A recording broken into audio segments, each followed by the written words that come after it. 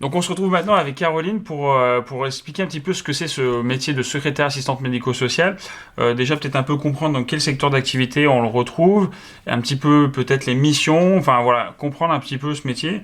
Alors est-ce que tu peux déjà nous en dire un peu plus Oui, donc les secrétaires assistantes médico-sociales sont surtout retrouvées sur les secteurs sanitaires et sociaux, hein, donc tous les établissements. Ça peut être aussi bien des établissements comme des hôpitaux hein, ou des cliniques, mais également dans des cabinets médicaux. Sur des structures sanitaires et sociales ou médico-sociales, donc sur des établissements un petit peu moins connus, et aussi sur des cabinets de radiologie ou même dans des cabinets médicaux. Oui, d'accord. Effectivement, on peut avoir finalement un petit peu toute taille aussi d'entreprise, j'imagine, puisque du coup, on peut être à la fois dans un petit cabinet avec Totalement. simplement un docteur ou un chirurgien, enfin, peut-être pas un chirurgien, mais peut-être dans un secteur kiné, un kiné, par exemple, des choses comme ça, Oui, ou totalement. comme aussi bien un grand CHU ou quoi que ce soit.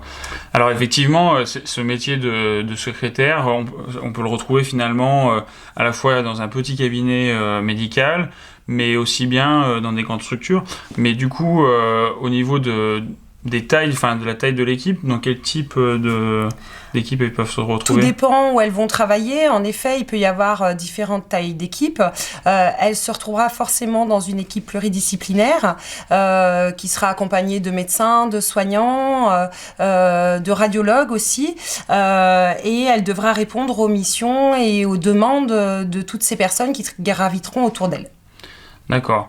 Et alors, quelles sont un petit peu finalement pour ce métier-là, quelles sont, on va dire, les contraintes, mais aussi quels peuvent être un peu les savoir-être qu'on doit avoir pour un petit peu faire ce métier? Alors, moi, je dirais que la première chose à vraiment avoir, c'est l'écoute, parce que c'est un métier avant tout d'écoute. Hein. On est là à l'accueil souvent des gens, des personnes, on va répondre aux personnes. Souvent, c'est le premier interlocuteur que les patients ont quand ils appellent ou quand ils viennent, ils se déplacent sur les lieux que ce soit les hôpitaux ou les cliniques ou même les cabinets de radiologie. C'est souvent la première personne à qui ils ont affaire. Donc tout d'abord, vraiment l'écoute, le sourire, c'est très important hein, de sourire quand on arrive. C'est beaucoup plus sympa de voir quelqu'un sourire que quelqu'un de faire la tête. De voir quelqu'un faire la tête, vraiment.